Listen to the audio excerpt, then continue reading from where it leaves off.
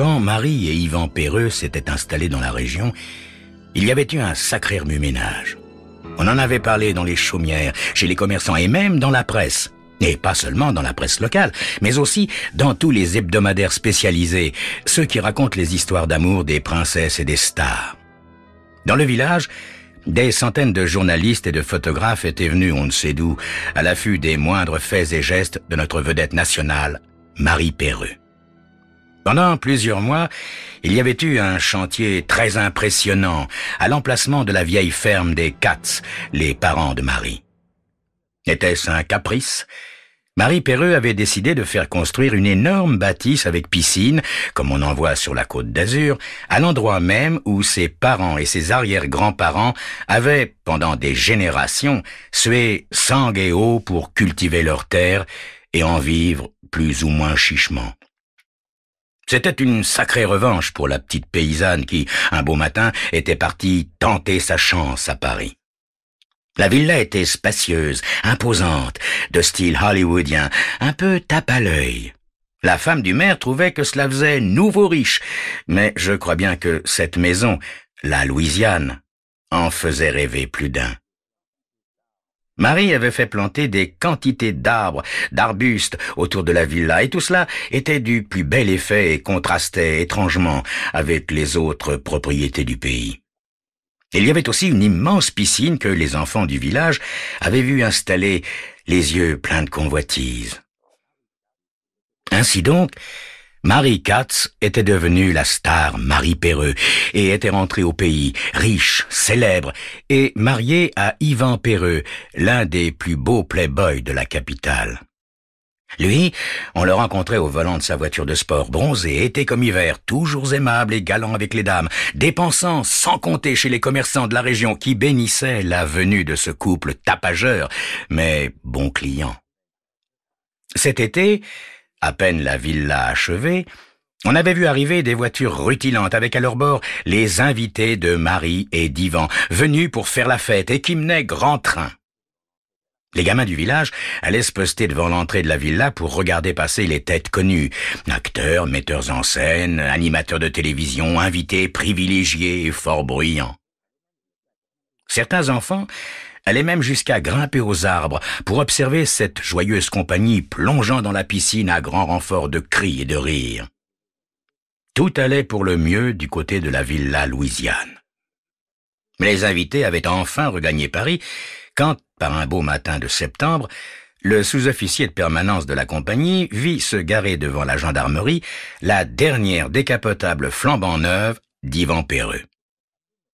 Celui-ci, décontracté mais le regard caché par d'épaisses lunettes noires, se présenta au bureau d'accueil et demanda à me parler de toute urgence.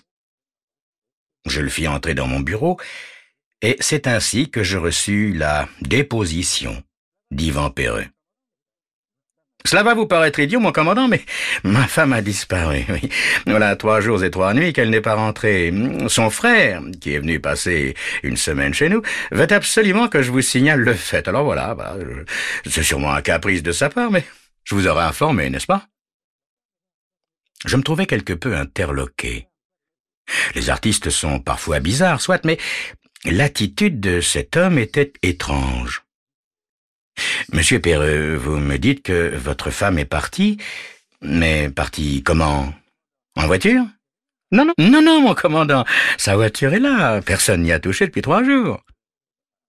Monsieur Perreux, pensez-vous que votre femme ait pu prendre le train? Ah, mais c'est possible, mon commandant, je ne sais pas, moi. Vous vous êtes disputé? Autant vous le dire, oui, mon commandant. Marie n'a pas un caractère facile et nous sommes un peu accrochés, quoi. Alors elle a dû partir faire un petit voyage.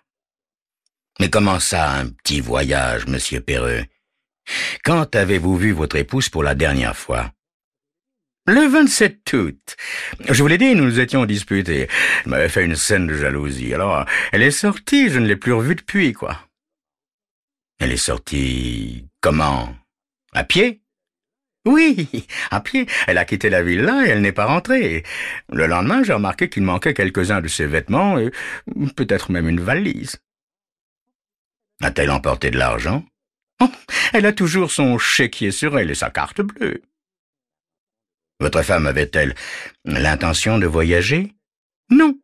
Enfin, avec elle, on ne peut jamais savoir, n'est-ce pas? Non, expliquez-moi, monsieur Perreux. Votre femme était-elle dépressive? Serait-il possible qu'elle ait eu envie de se supprimer? Oh non, sûrement pas, mon commandant. Marie aime beaucoup trop la vie, non, je vous l'ai dit. Elle a dû faire un petit voyage. Voulez-vous qu'on la fasse rechercher? Pensez donc, mon commandant, mais non. Elle reviendra bien d'elle-même, jalouse comme elle est. Non, elle va bouder un peu et puis elle reviendra, j'en suis sûr. Non, je suis venu vous voir uniquement parce que Jean-Loup, mon beau-frère, a tenu à ce que je le fasse. C'est tout. Bien, monsieur Perreux. Soyez aimable de me tenir informé de son retour, et si vous désirez la faire rechercher, faites-le moi savoir. C'est cela, je vous remercie, mon commandant, mais je préfère éviter ce genre de publicité, n'est-ce pas? Au revoir, mon commandant, et merci. Décidément, cette histoire était bizarre. Je décidai tout de même de mener une petite enquête, le plus discrètement possible, bien sûr. Dans le village, personne n'est au courant du départ de Marie Perreux. Mais la jeune femme est tellement fantasque qu'il se pourrait qu'elle se soit offert une escapade. D'autant plus que son mari, le bel Yvan, aurait déjà dans le pays une réputation de don Juan impénitent. La pharmacienne en sait quelque chose, enfin, c'est ce qu'on dit. Qu'est-ce qui a bien pu se passer dans la tête de Marie Perreux? L'hypothèse du suicide est écartée. La belle actrice aime trop la vie, son travail, sa gloire toute récente et tous les plaisirs qu'elle peut s'offrir aujourd'hui qu'elle est riche. Je décide de rendre visite à Yvan Perreux dans sa belle villa. Mais je veux qu'il me précise certains détails, et notamment la façon dont Marie était habillée et ce qu'elle a pu emporter. Mais monsieur Perreux n'est guère loquace, et je repars avec très peu de renseignements. Le lendemain, Jean-Loup Katz, le frère de Marie, se présente à mon bureau. C'est moi, mon commandant, qui a envoyé Yvan signaler la disparition de ma sœur. Sans ça, il continuerait de vivre sans s'inquiéter. Pour lui, tout va bien. Farniente, piscine, un frais coq en pâte, quoi. Mais moi, je crois pas que Marie soit partie. Où est-ce qu'elle irait, hein? Elle a bien trop peur que son chigolo la trompe dès qu'elle aura le dos tourné. Elle le connaît bien, allez. Il faut le surveiller comme le lait sur le feu, celui-là. D'ailleurs, ces derniers temps, ma sœur le soupçonnait de rencontrer en cachette une jeune femme du village. La pharmacienne, à ce qu'on dit. Mais voyons, monsieur Katz, votre sœur n'est pas n'importe qui. Tout le monde s'intéresse à elle et ses moindres faits et gestes, ainsi que ceux de son mari, donnent lieu à des commentaires. Mais mon commandant, si Marie était partie, elle aurait pris sa voiture. Oui. Monsieur Katz, votre sœur était-elle dépressive? Non. Non, mon commandant, ni dépressif, ni suicidaire, ni drogué, pas même alcoolique. Non, ma sœur dévore la vie à pleines dents et elle a une passion pour son métier. Elle a beaucoup travaillé ces derniers temps et elle a bien mérité les vacances qu'elle vient de passer ici.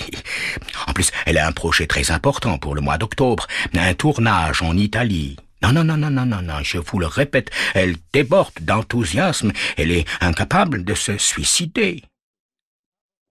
Alors, que pensez-vous de la disparition de votre sœur, monsieur Katz? Je ne sais pas, mon commandant. Pour vous dire la vérité, je suis même allé voir dans le puits, au fond du jardin. Yvan, mon beau-frère, lui, il ne s'en fait pas, il se prélasse au soleil comme une pin-up de mocassine. Il y a des vêtements qui manquent dans la garde-robe de Marie, mais très peu. Je ne comprends pas.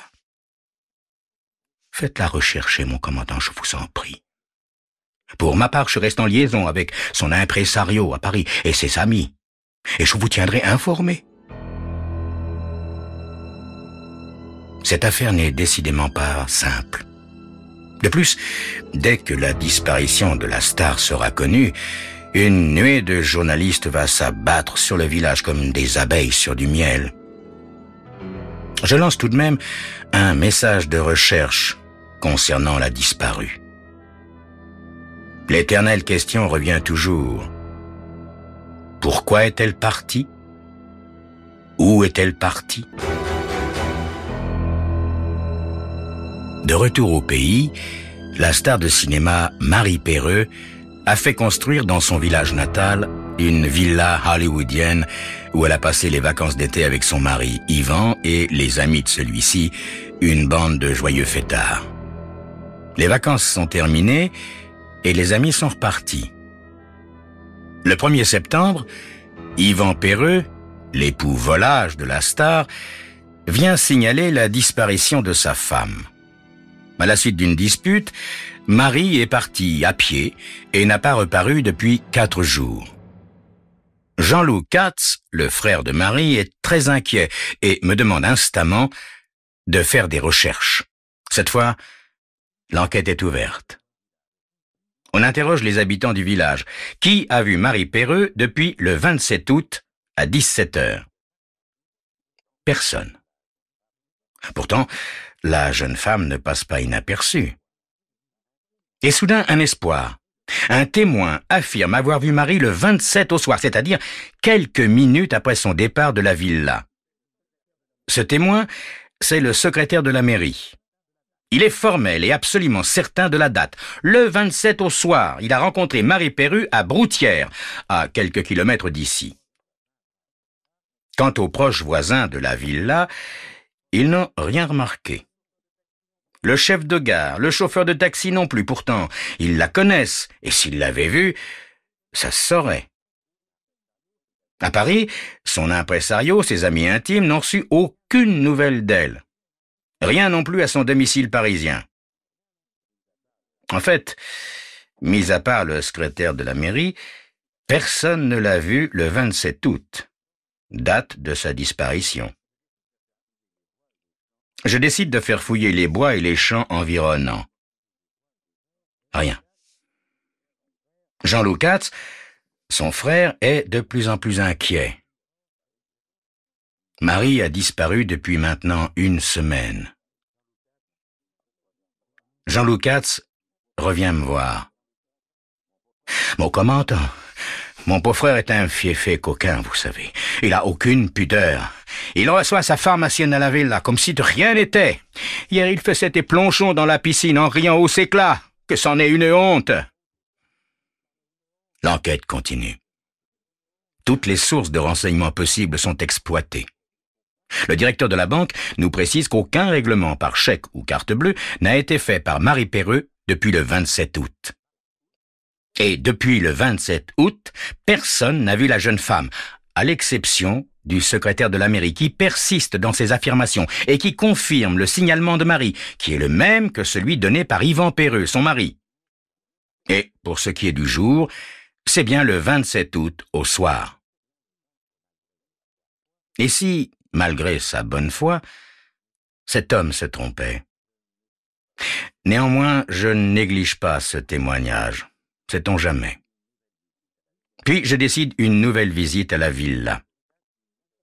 Tout comme Jean-Loup Katz, le frère de la vedette, cela me paraît bizarre que mademoiselle Dosia, la pharmacienne, reste aussi longtemps le soir à la Louisiane. On pourrait croire qu'Yvan est sûr que sa femme ne reviendra pas.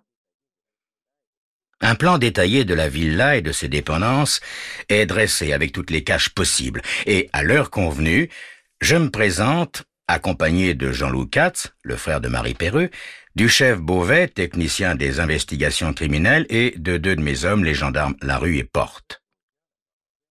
Mademoiselle Dosia, la pharmacienne, est là, installée comme chez elle, dans un fauteuil du salon. Jean-Loup Katz fulmine, il est au bord de l'explosion.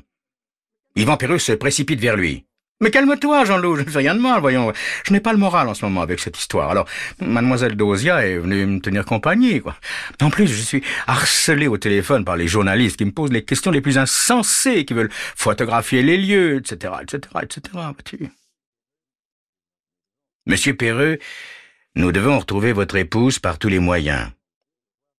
Il est normal, en premier lieu, de voir chez elle si elle ne s'y est pas suicidée, ou... » Yvan Perreux m'interrompt d'un air jovial et nous invite à visiter la maison et ses dépendances. L'intérieur de la villa est parfaitement net. Nous visitons, une à une, toutes les pièces plus luxueuses les unes que les autres. Chaque salle de bain est soigneusement inspectée, chaque mur, chaque plancher, le moindre cagibi est examiné. Le grenier et la cave passés au peigne fin. Rien. Absolument rien. On fouille le jardin, on inspecte la piscine. Toujours rien. Yvan Perreux nous observe d'un air goguenard. Vous voyez bien qu'elle n'est pas là, mon commandant, puisque je vous dis qu'elle est partie. Vous savez bien qu'elle a été vue par un témoin. Elle est allée, Dieu sait où. En Italie, peut-être. Elle doit y tourner un film au mois d'octobre. Elle est peut-être en train de jouer la Dolce Vita à Rome pendant que vous les cherchez ici. Monsieur Perreux, si votre femme était partie pour Rome, elle aurait pris le taxi jusqu'à l'aéroport. Or, ni le taxi du village, ni le chauffeur du car, pas plus qu'aucun automobiliste, n'a transporté Marie Perreux. Mais elle s'était peut-être grimée, mon commandant, attifée, de manière à ce qu'on ne puisse pas la reconnaître. Et si elle s'était fait enlever? Ah! Personne n'a pensé à cette horrible éventualité. Marie est riche, mon commandant, très riche. Nous sortons de la villa sans avoir trouvé l'ombre d'une piste. Dehors, les quotidiens s'étalent déjà aux devantures des marchands de journaux. Une star disparaît. La photo de Marie, en page 1, nous regarde en souriant. Je retourne à mon bureau. Je veux revoir tout le dossier. Je reprends le plan de la villa. Et tout à coup, il me vient une idée. Je téléphone à Jean-Loup Katz, le frère de Marie. Allô, monsieur Katz, je suis en train d'étudier à nouveau le plan de la propriété de votre sœur. Je voulais vous demander, à qui appartient le terrain voisin, côté nord? À Marie, mon commandant. Elle venait de l'acheter pour y installer un court de tennis. Et la maison qui se trouve sur le terrain est inhabitée, à ce que j'ai pu remarquer. Oui, mais je suis déjà allé y faire un tour, mon commandant. Je viens immédiatement, monsieur Katz. Je suis sûr que je n'ai pas vu tout ce que je voulais voir. Quelques minutes plus tard, avec le chef Beauvais et les gendarmes Larue et Porte, je sonnais de nouveau à la Villa Louisiane. Cette fois, le bel Yvan Perreux nous reçoit d'une manière beaucoup moins aimable. « Qu'est-ce que vous voulez encore, mon commandant? Vous avez déjà tout remué par ici. Qu'est-ce que vous voulez de plus? » « Mais vous ne m'avez pas montré la dernière acquisition de votre épouse, monsieur Perreux, cette ancienne ferme sur laquelle elle a l'intention d'installer un tennis. »« Mais la maison est complètement délabrée, mon commandant. Je vois vraiment pas l'intérêt. Ça, si vous y tenez. »« Oui, monsieur Perreux. J'y tiens. » Armés de torches électriques, nous parvenons jusqu'à la ferme abandonnée. Nous examinons tous les coins et les recoins. Rien. Yvan Perreux laisse exploser sa mauvaise humeur. « Mais vous voyez bien qu'il n'y a rien, mon commandant. Je commence à en avoir assez de vos insinuations. Feriez mieux d'aller vous coucher. Allez, la nuit porte conseil, comme on dit. » Nous sortons de là, bredouille, une fois de plus. Tout à coup, je m'arrête. « Larue, vite, la torche électrique. »« Monsieur Perreux, qu'est-ce que c'est que ça? » « Ça? C'est la fosse à purin de la ferme. »« Larue, porte, aidez-moi à l'ouvrir. » Apparemment, la dalle de couverture de la fosse ne semble pas avoir été bougée depuis longtemps. En effet, de la terre et du fumier tassé garnissent les joints du revêtement. Le chef Beauvais prend une tenaille et soulève la petite trappe de vidange. Je regarde le visage imperturbable d'Yvan Perreux, et il me semble déceler une lueur d'inquiétude dans son regard. « Larue, allez chercher un projecteur portable et une fourche. Je veux examiner le contenu de cette fosse. » En quelques secondes, les gendarmes ont éclairé l'intérieur de la fosse et, allongés à même le sol, ils fouillent son contenu noirâtre et nauséabond. Soudain, quelque chose de blanc apparaît tout au fond, flottant entre l'épais liquide et la dalle. « Qu'est-ce que c'est que ça, monsieur Perreux? »« Hein? Mais que voulez-vous que ce soit? Probablement des détritus qui surnagent. On ne s'est pas servi de cette fosse à Purin depuis des mois, vous le voyez bien, enfin. Jean-Loup, tu ne crois tout de même pas que ta sœur est là-dedans? Jean-Loup Katz ne répond pas. Comme frappé de paralysie, il regarde le trou béant. Je veux en avoir le cœur net. Je m'allonge à mon tour sur le sol et je me penche à mi-corps au-dessus de la fosse en laissant doucement glisser le projecteur. Non, ce ne sont pas des détritus, monsieur Perreux. Et vous le savez bien. Yvan Perreux est d'une pâleur mortelle et de ses lèvres décolorées. La réponse arrive. Glaciale. Oui, c'est Marie. Je l'ai étranglée. Jean-Loup Katz ne peut réprimer un cri d'horreur pendant qu'Yvan Perreux se laisse entraîner, menotte au poignet. Quelques instants plus tard, il signera ses aveux. Il a tué sa femme le 27 août à 17 heures, après qu'elle lui ait fait une scène de jalousie à propos de sa liaison avec la pharmacienne. Après l'avoir étranglée, il a transporté son corps jusqu'au terrain voisin et l'a jeté dans la fosse à Purin.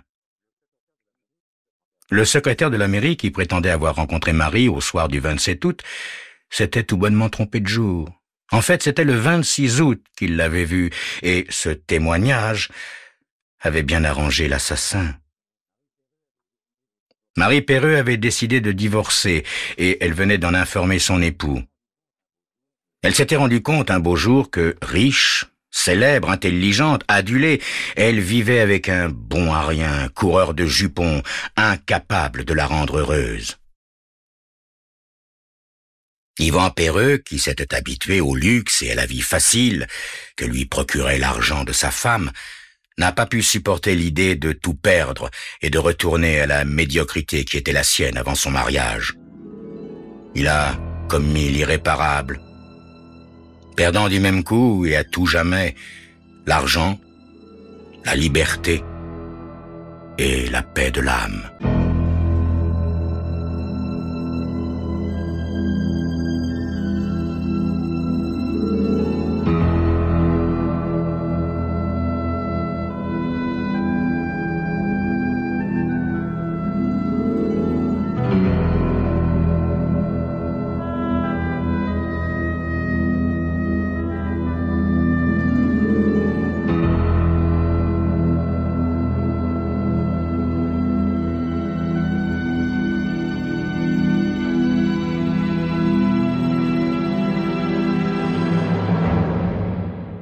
Par cette belle matinée agréablement ensoleillée, Amanda Juxton, installée sur la terrasse de sa grande maison, sourit au monde. Malgré ses cheveux d'une blancheur de neige, tirés en arrière et dégageant sa petite tête ronde, ses lunettes, avec leur monture de plastique bleu agrémentée de faux brillants, lui donnent encore l'allure d'une femme d'âge moyen. Son corsage est un embrasement de jaune orangé. Elle ressemble à un professeur à la retraite qui aurait conservé des goûts jeunes en dépit des années.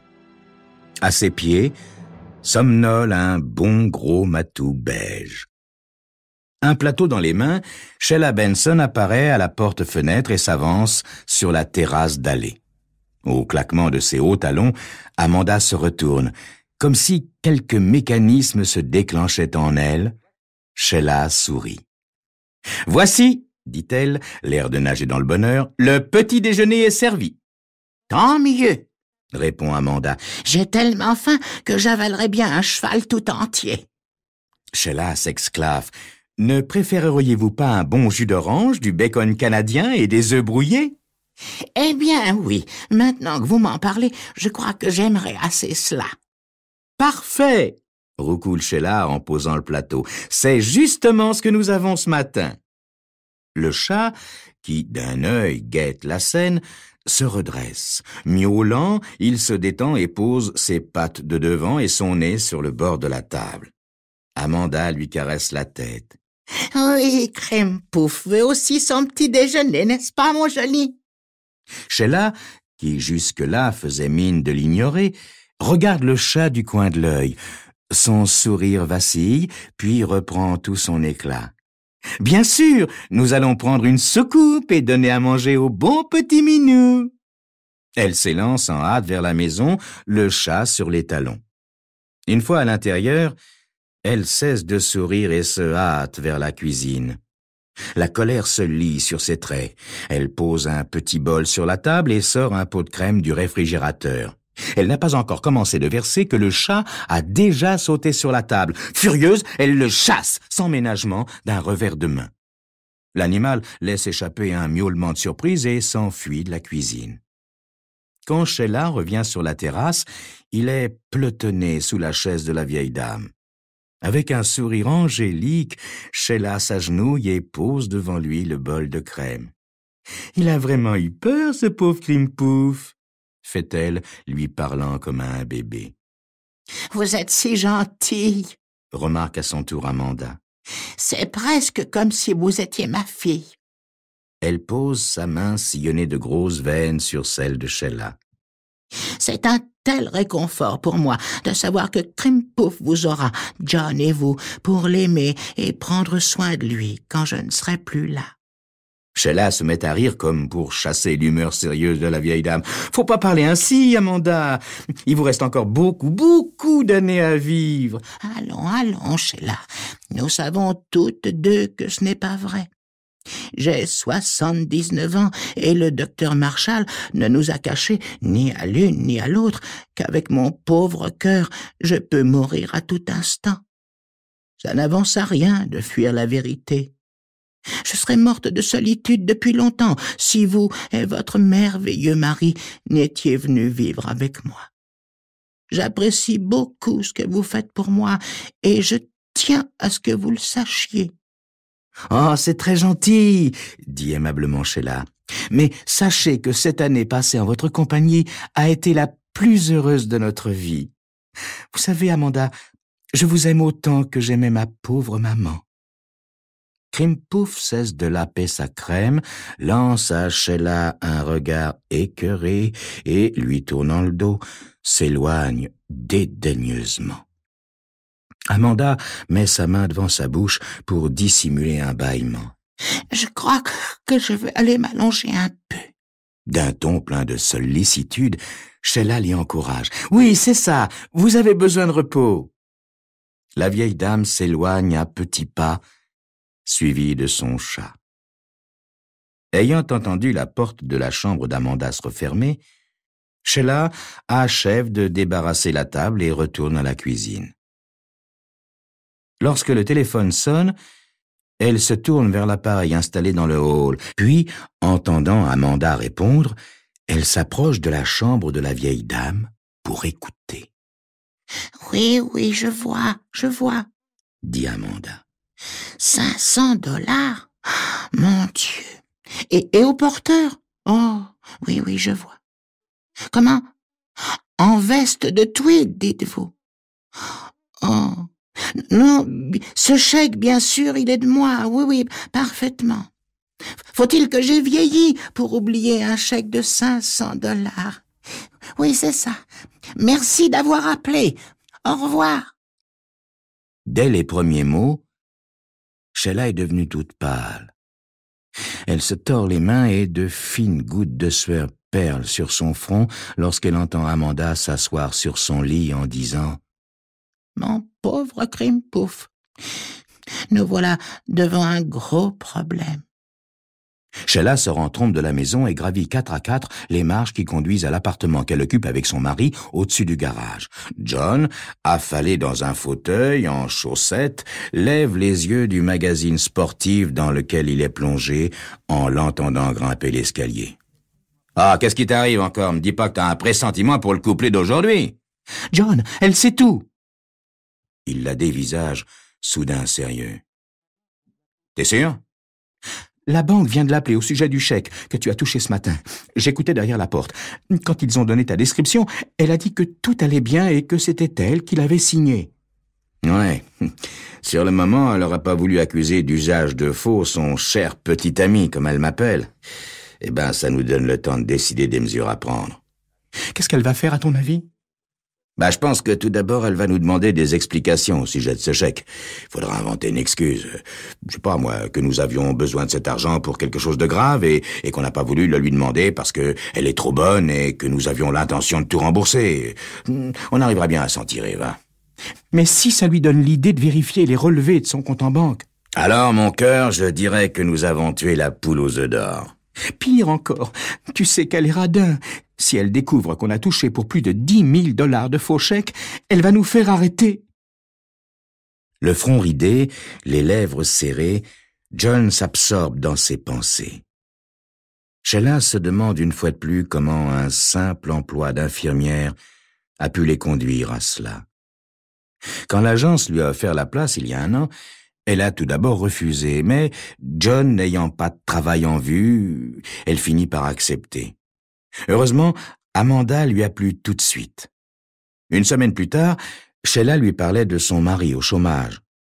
Amanda les invita alors à dîner tous les deux et, peu après, leur proposait de venir vivre auprès d'elle. Ils ne seraient pas traités comme des domestiques, leur avait-elle expliqué, mais plutôt comme des membres de la famille.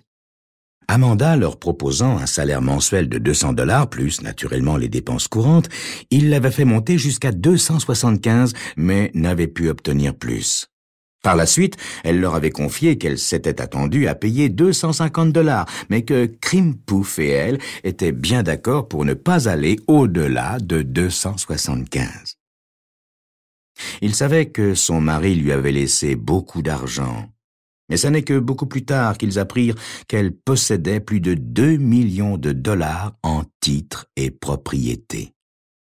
Dès lors, ils n'eurent plus qu'une idée: lui soutirer davantage d'argent.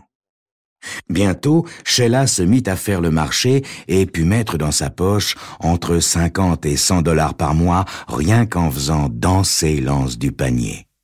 Peu après, Amanda lui demanda de lui faire tous ses chèques de façon à ne plus avoir qu'à les signer. Poussée par John, Sheila s'arrangea pour être chargée aussi du contrôle des relevés bancaires. Puis, John ayant démontré qu'il serait facile d'imiter la signature d'Amanda, ils avaient encaissé pour plusieurs centaines de $ de faux chèques, environ 2 fois par mois. Quand les faux chèques revenaient avec le relevé de la banque, Sheila les retirait tout simplement de l'enveloppe et falsifiait le relevé avant de le communiquer à Amanda. « C'est ta faute !» déclare Sheila. « Moi, j'ai toujours été contre cette histoire de chèque. »« Ah, foutue journée! Il a fallu qu'un caissier fasse du zèle. Jusqu'ici, tout s'était bien passé. » « Mais c'est stupide de prendre tant de risques. Il suffisait de rester aux petits soins pour elle et nous aurions hérité du magot.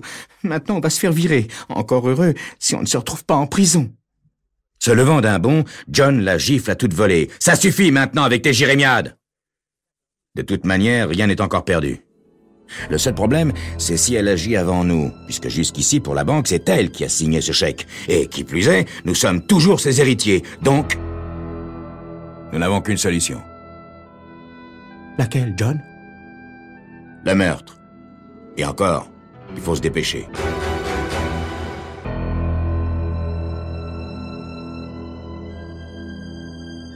Abusant de la confiance d'une vieille dame qui les aime comme ses propres enfants, John et Sheila ont réussi, en lui faisant signer des chèques, à s'emparer d'une partie de sa fortune. Ce qui est d'autant plus risqué et ridicule qu'elle avait fait d'eux ses héritiers. Elle vient de découvrir leur forfait. Sheila en a la preuve par une conversation de la vieille dame avec son banquier.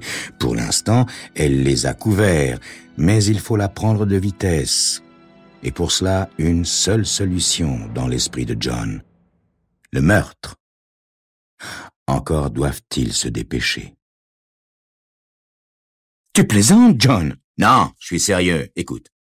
Il s'agit simplement de prévenir la nature, enfin de lui donner un petit coup de pouce, quoi. Amanda est susceptible de mourir d'un instant à l'autre.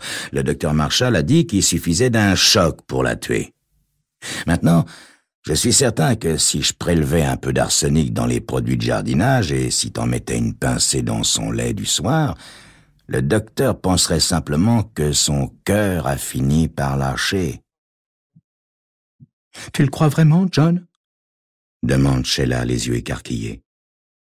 Naturellement, idiote. De toute façon, C'est ce qui va lui arriver. Et pour nous, mieux vaudrait que ça se produise maintenant. Aussi, on va agir ce soir même. Et demain nous serons riches, Murmure Sheila songeuse. demain. Si vite.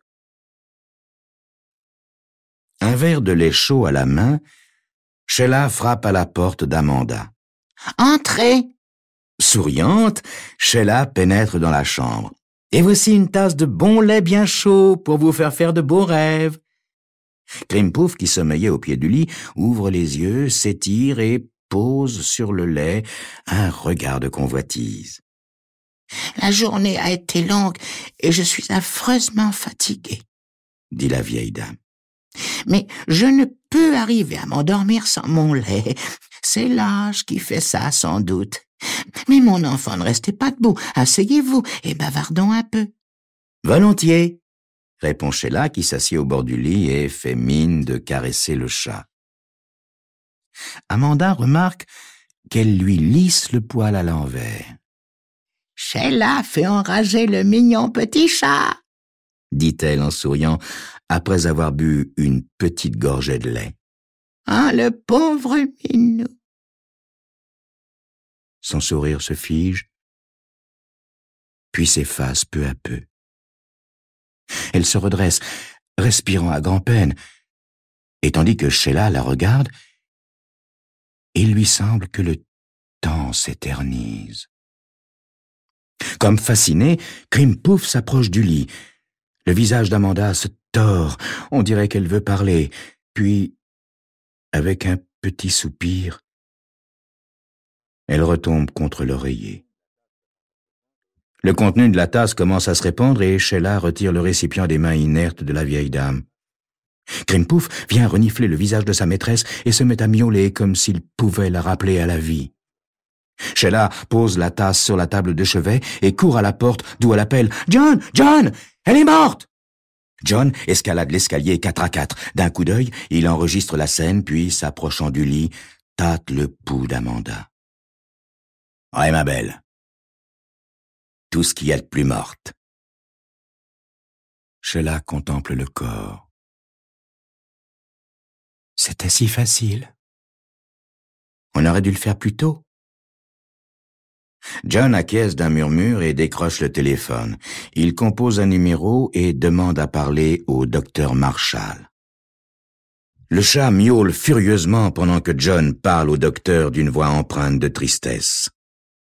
Sheila pose la tasse de lait à terre et dit « Tiens, sale bête, viens donc boire !»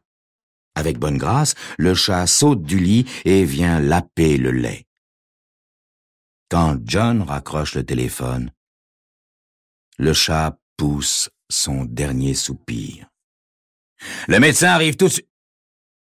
John s'interrompt, pétrifié. « Espèce d'idiote !» s'exclame-t-il d'une voix furieuse. « Il t'est pas venu à l'idée que si le chat mourait aussi, les gens penseraient poison et ne seraient pas loin à nous montrer du doigt ?» « J'y ai pas pensé, » dit Sheila, comprenant soudain la colère de son mari. Elle a rarement vu dans ses yeux une telle rage furibonde. « Mais à quoi tu joues, idiote? Ta bêtise peut nous mener droit à la chambre à gaz. » « John, est-ce qu'on ne peut pas l'enterrer et dire qu'il s'est enfui ou... je ne sais pas, moi. » Personne n'y croirait. Tous ceux qui connaissaient Amanda savent que ce damné chat ne la quittait jamais d'une semelle.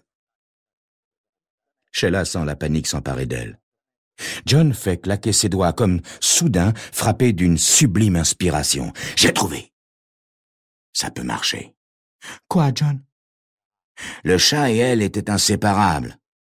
Si le chat s'était fait écraser, le choc aurait très certainement tué la vieille sorcière.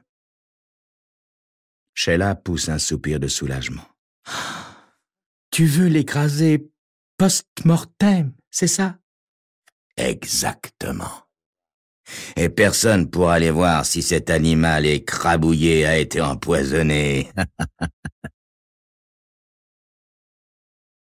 Le docteur Marshall se redresse en hochant la tête. « La pauvre femme est bien morte. » Sheila s'essuie les yeux. D'une voix brisée, elle murmure. Elle disait qu'elle ne pourrait pas s'endormir tant qu'on n'aurait pas trouvé Crimpouf. Alors, John et moi avons été voir sur la route, et il était là, dans le caniveau, écrasé, en sang. Vous l'avez vu? On voulait pas lui dire, dit John. Mais elle a entendu Sheila crier, et elle est arrivée dans le hall juste comme je rentrais avec le chat dans mes bras. En le voyant, elle a poussé un cri. Elle a voulu courir vers nous et elle est tombée. Moi, je pense qu'elle était déjà morte quand nous l'avons transportée dans sa chambre. Le docteur hoche la tête. Elle avait cette bête depuis plus de 10 ans. C'était sa seule famille avant que vous ne veniez. Je suis content que vous ayez été là. Au moins, la pauvre est-elle morte entourée de ceux qui l'aimaient. Oh! Sanglote Sheila. Elle était comme une mère pour nous. Une femme si merveilleuse, si bonne. Nous sommes désespérés. Un groupe austère fait face au notaire George Martin. Sont présents les représentants de plusieurs œuvres de charité, la femme de ménage d'Amanda, 2 jeunes livreurs de journaux, le laitier, le docteur Marshall, Sheila et John. Le notaire a lu d'un ton machinal le préambule et la liste des dons mineurs faits aux personnes présentes.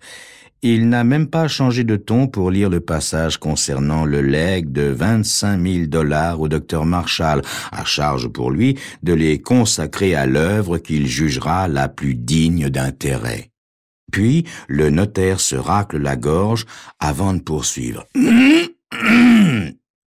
J'arrive maintenant au legs le plus important.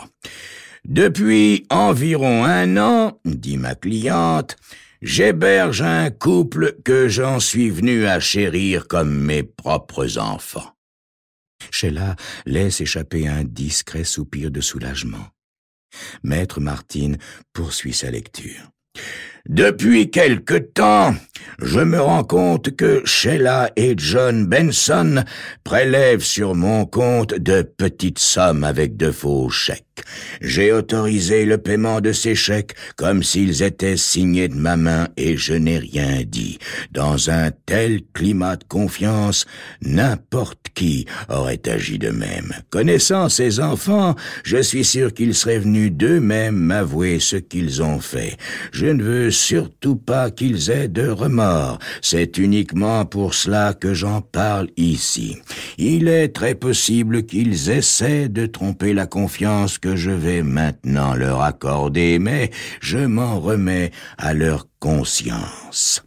Je les nomme tous 2 exécuteurs testamentaires, sans restriction d'aucune sorte du restant de mes biens en totalité. Et enfin, je lègue ces biens à mon bien-aimé chat Crimpouf pour être administré pour lui par ses bons amis, les exécuteurs testamentaires, aussi longtemps qu'il vivra. Et à sa mort, ce qui restera de mes biens, je le lègue aux œuvres de bienfaisance dont la liste suit. Sheila reste sans bouger de sa chaise, comme frappée de paralysie, jusqu'à ce que John se tourne vers elle et d'un coup de poing l'envoie rouler à terre. Chacun dans la pièce les regarde en silence. Mais Sheila et John lisent déjà dans leurs yeux à tous leur condamnation.